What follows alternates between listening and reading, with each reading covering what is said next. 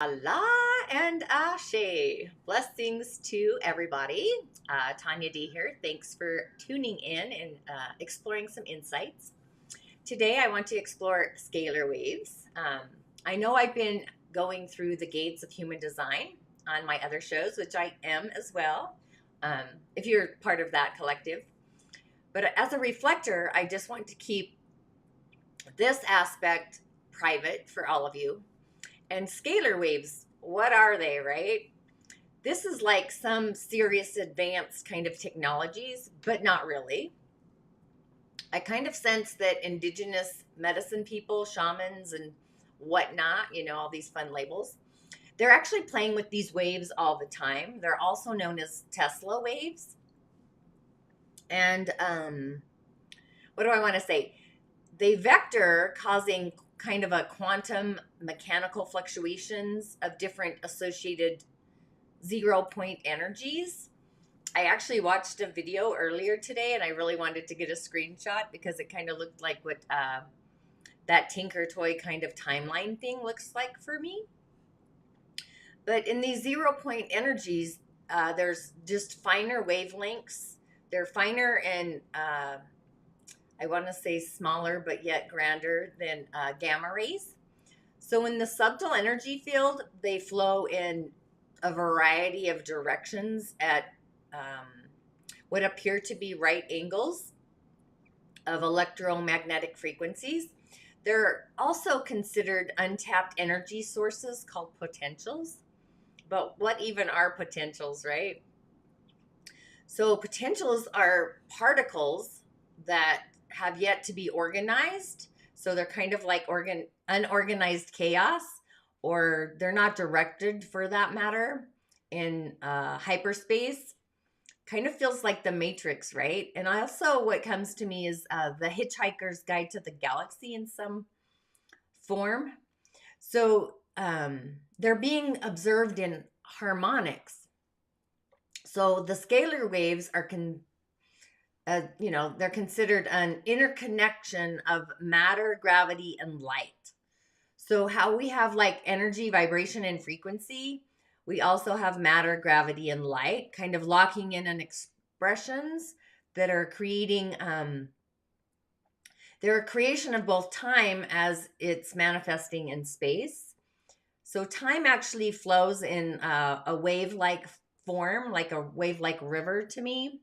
Those conscious river streams is what I call them.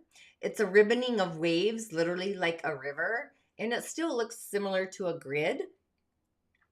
So when scalar waves charge through waves of time, for me, again, they're like ocean waves, and these time waves get temporarily blocked like a dam.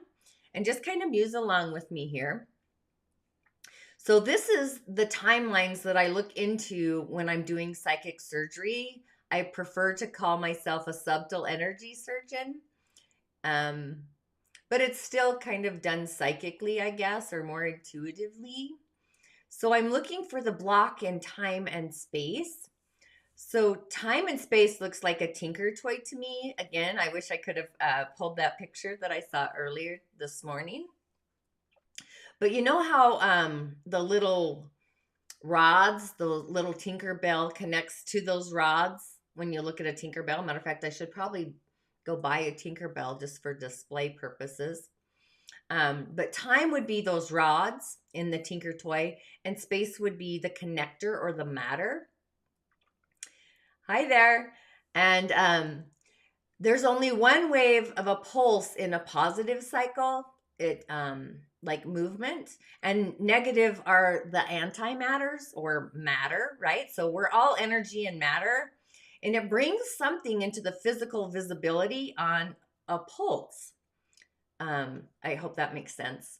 And then actually it will literally disappear and return, kind of like a holographic kind of universe. Like when I'm thinking of the Black Panther, when they go through the portal into the other world, it's kind of like that. But we don't see the manifestation. So we only see the waveforms that appear solid, like my glass, right? So sometimes energetically, when how does this look like? When you stare at something moving long enough, for at least a minute actually, and then move your focus to something that's solid, like the cup, you'll actually see the waveforms moving, like these river streams. So we only see the waveforms that appear solid because we're running at that same frequency and that same rate. So scalar waves belong to the antimatter section. So by harnessing in the scalar waves, we kind of disrupt this pulse of matter and the rate of what is actually pushing, or what's pushing that. So you can find just different studies about scalar waves where you can see clocks altering time and performing healing. So my sense is a lot of NDEers have this ability. Why? Because we kind of have this inner knowing of time being fluid in the other dimensions. And also, like, I don't wear a watch because the clock will literally stop clicking or ticking. Literally, I don't own a watch. I can't wear them on my neck. My cell phone dies fast, stuff. So it's like this energy and matter thing literally going on all the time. So how do we even make scalar waves? So imagine, if you will, the bending or vectoring of light and sound as frequencies and vibrations. So you can light the crown, the third eye, and then sound through the throat center or Vishuddha. In Royal Rife, the microscopes were, right, if you think about the microscopes. That's why I was drawn to the light machine, actually, that I use for health and healing through the skin, being matter, because light is energy or frequency along with vibration, and the body through the skin is matter. So it's energy through the light on matter. And it's also possible to create a scalar wave by wrapping electrical wires around what's called a Mobius coil, a coiling. So there are two opposing electromagnetic frequencies that cancel each other out to create the scalar wave. So I'm going to get into a little story, but that happened to me on Sunday, which was actually super magical. But so there's these two cosmologies. We have one of heaven, or I would say the galactic universe, and we also have the shadow universe or the fallen universe. And they're actually interconnected of waveforms. They look like the infinity symbol. And those are creating the interconnection of scalar waves, or timelines for me, in a wave. So the in-body self that we all are has these cellular membranes. They're actually memories. And they respond to energy signals from our environment, past, future, and present. So when we direct intentions, thoughts, prayers, affirmations, etc., we actually can alter our reality, which right now would be kind of super cool if we were all on the same timeline, right? So we do this because we generate these scalar waves ourselves. So our DNA, our chromosomes, assume the shape of this super coil. So the blood flow through our arteries in our veins, they're actually in a oppositional kind of flow of the veins in a way. Actually, they are. You can just kind of visualize that. And they create those little figure eights, those infinities, figure eights in our capillaries, that infinity sign. That's kind of what I'm seeing. It's also kind of Egyptian in a way. All the stuff actually is all interconnected. So near our hormonal glands and actually our energetic centers, again, it's all interconnected. So this is where the venous circulation intersects with our right atrium in our heart space, overlapping flow of blood through our left. So that's how this coil is created. So it's our heart, small intestine, lung, and large intestine. So I would kind of actually just stick with the heart and the lung now that I'm musing out loud. So this super coil in front of our lungs literally serves as our battery storage. And if we become kind of defensive or triggered, overstretching for protection, our cells literally will stop moving toward those growth signals, the frequencies, and they literally will close off. So imagine in your veins those little flappers that allow blood to flow, to literally close off. So even a negative thought can cause the closing of these and limit the supercoil, also called the Mobius coil, or I just see them as coils actually, and scalar fields. So a scalar field can actually create, this is fascinating, a 20-fold. So just imagine paper folding 20 times, and it stimulates the growth in the cellular level in our immune cells.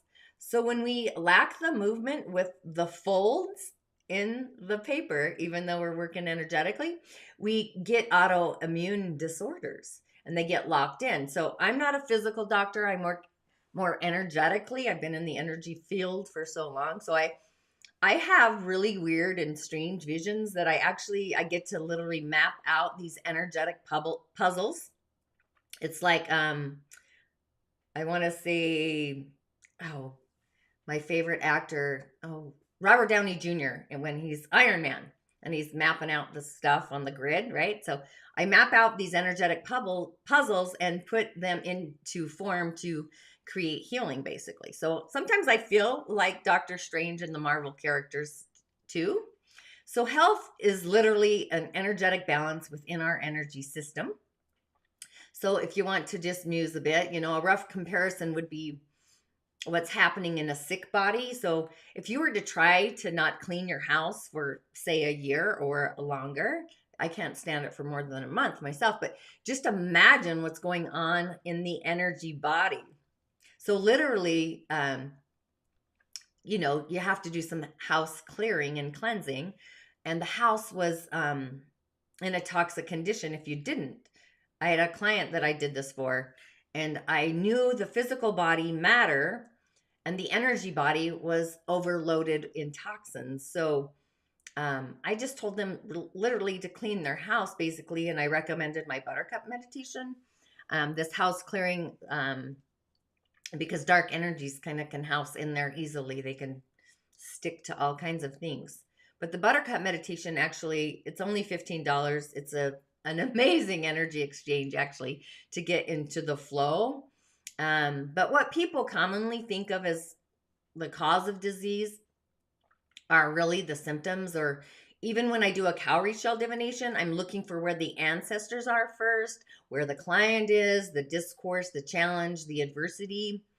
And then I'm actually looking of where they are blocked in that adversity to get them in the flow. And then I do a prescription or an offering for them. I either do it myself or I have them do it. To really get it flowing, though, the client has to actually do the prescription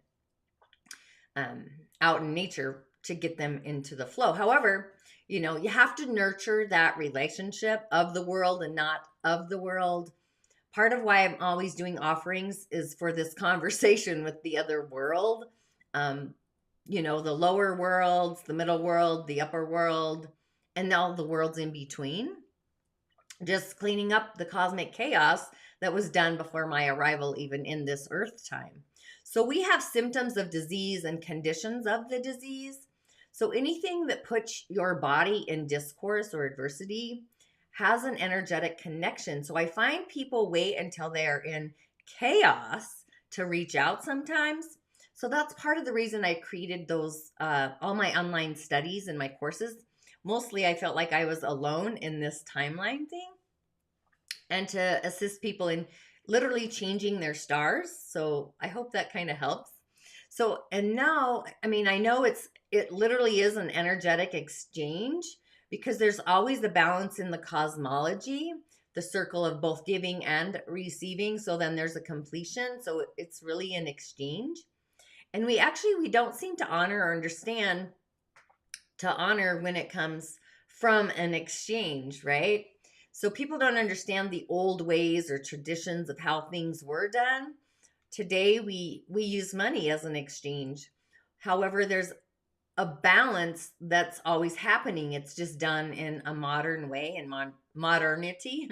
So I'm not even sure where all this really came from today. I just see it curious how humans wait for so long for healing a pattern or a condition without understanding the continuum of what healing can be, or it really is on a variety of levels, whether it's this timeline or another.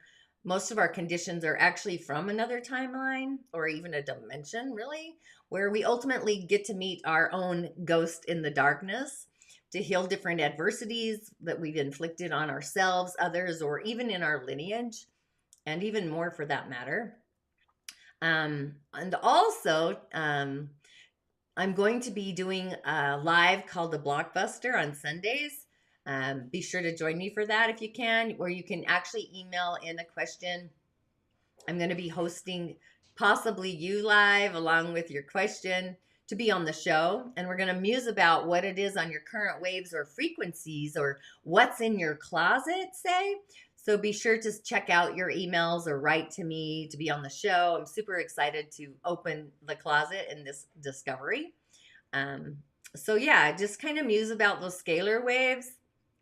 Real quick, I had a vision about that boat that was stuck in the channel, and I literally used the scalar waves in both a generative force and a degenerative force, and I brought in the beings of the realm of what people call angelic realms, but also the gods that like the thunder, Neptune, the god Neptune, and lightning.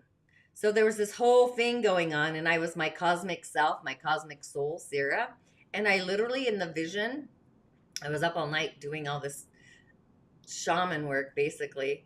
I just bumped the tail of the boat not too hard to get it off the sand, and it appeared like wind. So when you nurture the relationship with nature and the power of the beings that dwell in these places, they actually will come out of hiding, and you can actually work with them. It's totally otherworldly, but anyway, I just wanted to share that in, and hopefully you'll join me for my live shows where we can muse about all these wonderful assets that we have. So blessings to you, inshallah, Ashe, and I hope to see you on the other side.